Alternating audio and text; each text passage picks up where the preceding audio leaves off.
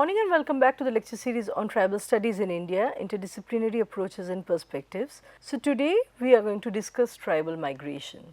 Amitabh Aviskar, while writing about seasonal migration of hill Adivasis, notes that migration is a key strategy that is employed by tribal households for managing risk and ensuring their survival. So, we have a lot of these tribal households who are understood as land poor. So, when we say land poor, we mean displaced from their original lands and their lands sold as a result of urbanization, or the lands that have become unproductive due to crop experimentation or any new crops being planted on their land, something like that. So, all these changes destabilize their status as landed households, as landowners, because the land does not remain a chief source of income anymore. That economy is destabilized, and thereby for many of these land poor households, supporting themselves becomes important and is only possible through prolonged periods of staying away from their hometown. They can only support themselves and send back money to their homes, their home regions, by staying away for months from their hometown. They go to other parts of the country in search for work because the landed economy has been destabilized. The practice of the Adivasis migrating out of their areas for employment has deep historical roots. However, what is now noteworthy is the scale of this migration, which has intensified to the point of affecting nearly every Adivasi household. This is what Amitabh Aviskar's research argues. So, the migration of tribal people from regions that are now known as Jharkhand, Odisha, Madhya Pradesh and Chhattisgarh has a long history spanning at least 3 centuries. A significant instance of this was mainly during the 18th and 19th centuries, when the British compelled the tribal individuals to work in the Assam tea plantations. In this regard, G.D. Jasmin de Porel and K. Arul Selvam have highlighted that a shift occurred around 1980, with tribal populations increasingly migrating to major urban centers including Delhi, Calcutta and Mumbai. Migration carries several negative repercussions, including loss of one's identity, shedding some aspects of one's cultural habits and losing security as individuals, as well as acute labor shortages and high dependency ratios in the hometown that they leave behind. So, what happens when a significant section of youth leave their homeland in search or their hometown in search for an alternate job? There is an acute lack of manpower back in their own villages. There is a labor shortage and there is therefore a high dependency ratio back in their homeland. So, a crisis is clearly created as a result of this migration. In the original hometowns from where the tribals migrate, a mass male migration can worsen the poverty factor. It can actually deepen or make the poverty factor more acute, more perceptible. What is more, the long term migrants risk losing access to natural resources and their ability to participate in community decision making, which also negatively affects the collective culture or the cultural consciousness of a given village, as well as the management of natural resources. So, this section of youth that has once migrated to the urban areas, they are now seen as insider outsiders. That is a term typically used for these youths. They come back only to return to their workplace. So, they are not an organic member, they are not considered as an organic member of the village community, and they cannot be, a part of the decision making process. They do not understand the dynamics, the rural dynamics, the local dynamics anymore. To be able to understand that, people need to stay with that and grow up in that ecosystem, which is missing.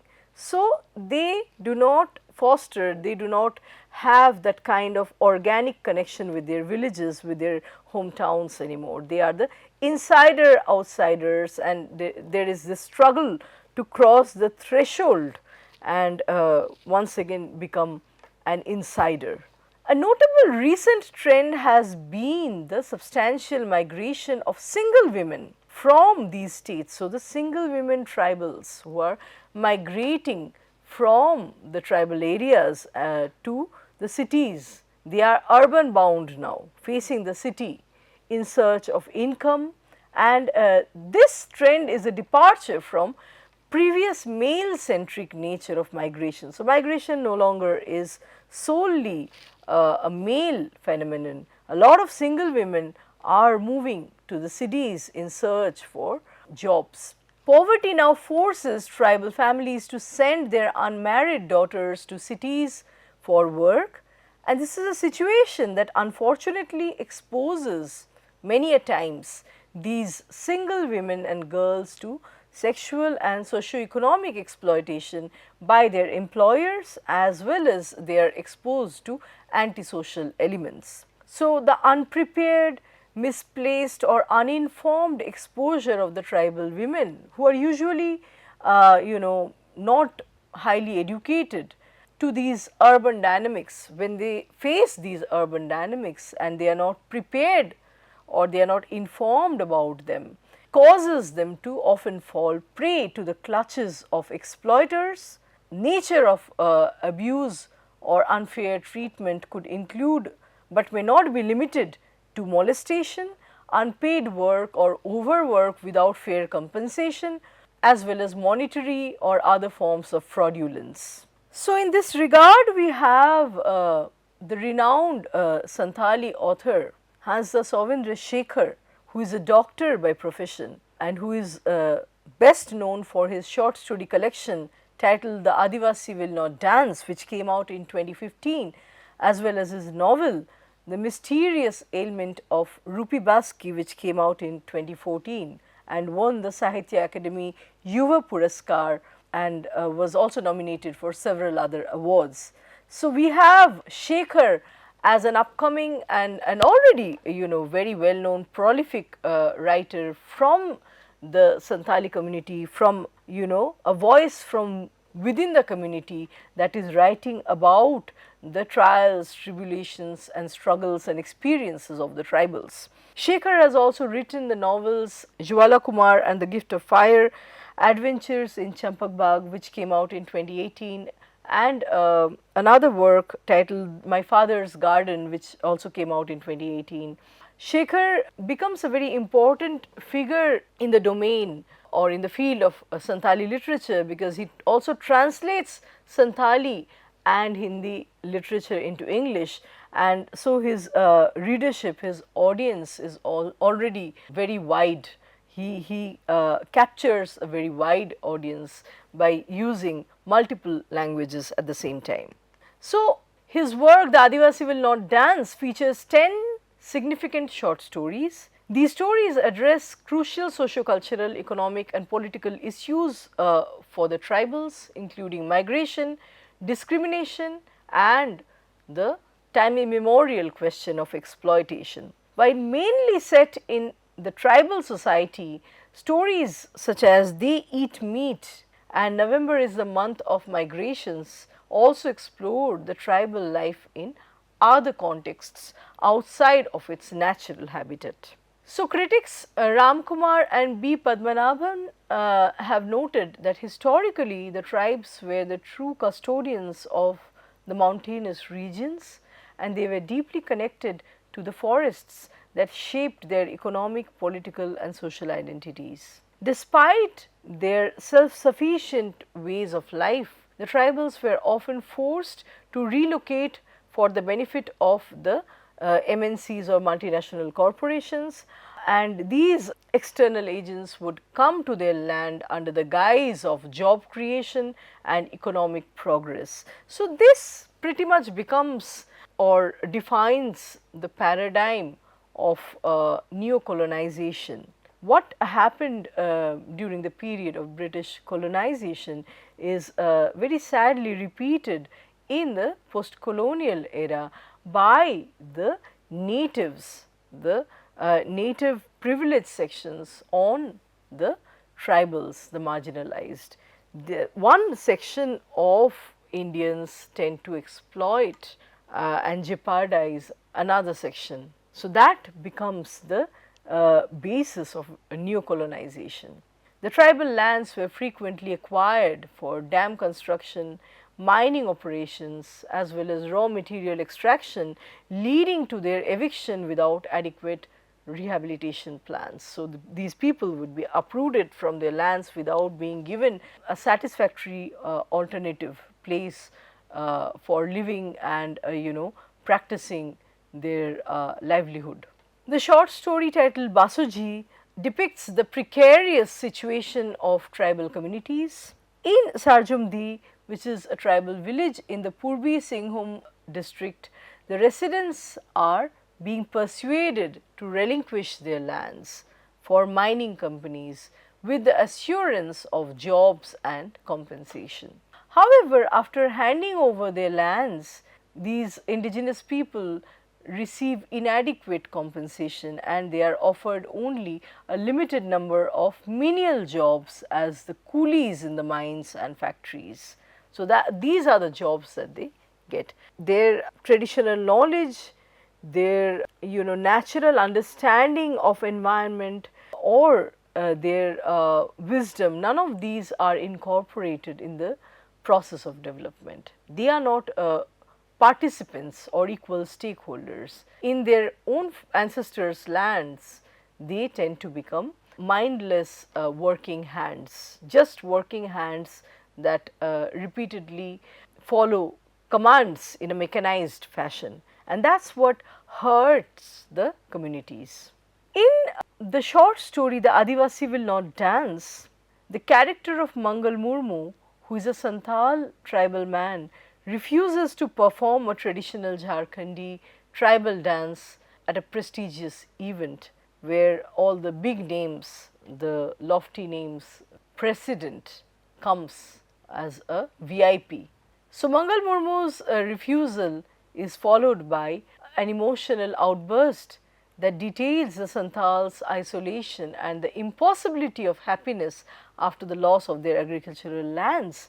So, it might be a celebratory event for the government, for the president and the chief minister, but not necessarily for the tribals who have been displaced without adequate compensation. So, they are not ready to dance and commemorate this happy, otherwise so called happy event. They are not so happy, they are not really satisfied by the larger scheme of things. They are not really satisfied with the state of affairs, the way things precipitate. So, Mangal Murmu shares his experience as a former farmer. So, he has been a peasant for a long time, and he points out that mining companies have taken over most of the tribal farmlands, leaving many of these tribal people as jobless. They do not have any lands to cultivate anymore. So, Murmu also remembers the initial support from political and religious figures and different bodies that that backed up their or that further enhanced their land struggle, that further encouraged their land struggle. However, all these figures, all these forces diminished after the tribals' defeat, and the tribals were left to essentially fight for themselves. In this regard, Kumar and Padmanabhan present a stark reality that is expressed in the statement by Mangal Murmu. I quote Murmu, "But our land did not come back to us," unquote. So, in the story, the Adivasi will not dance.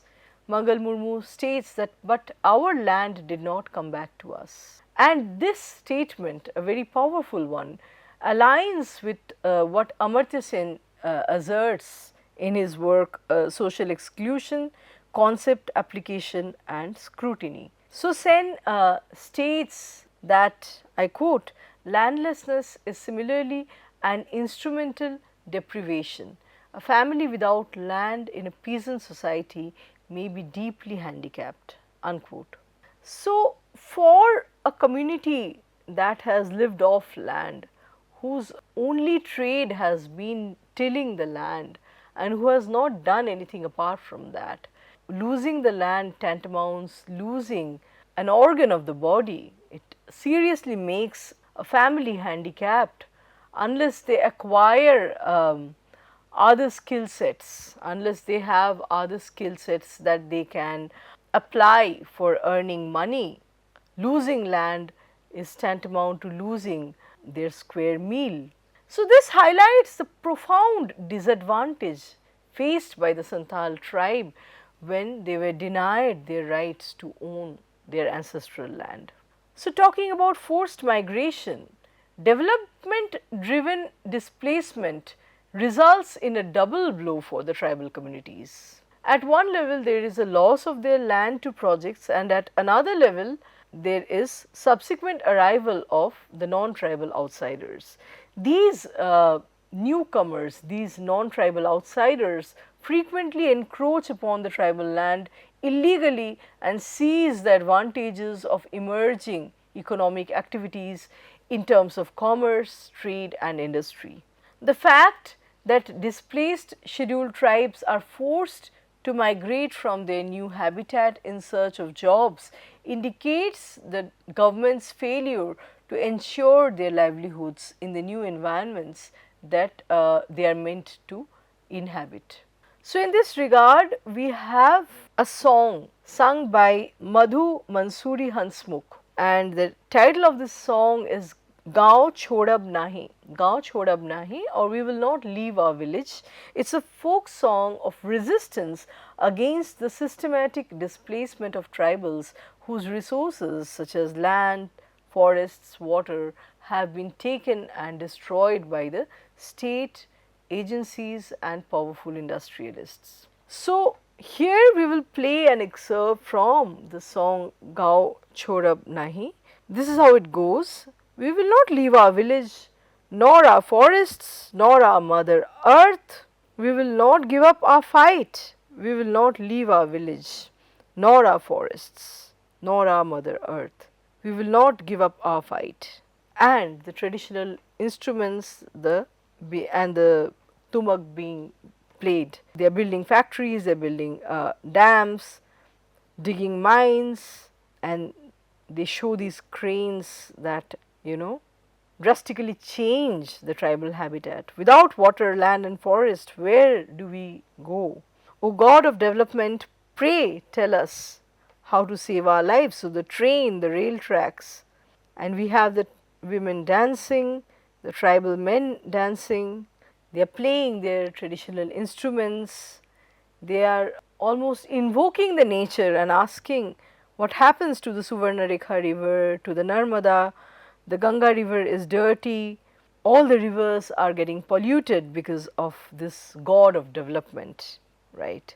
And we see the tribals playing their traditional instruments while voicing their protest against this kind of questionable form of development, a development that does not take into consideration what happens to the future of these tribal communities, the future of the natural environment, because there have been instances where blasting the mines for ores, for minerals, and such human interventions, such scientific and technological interventions have disrupted natural habitat, they have disrupted stable existence in terms of land erosion, in terms of earthquake, in terms of landslides.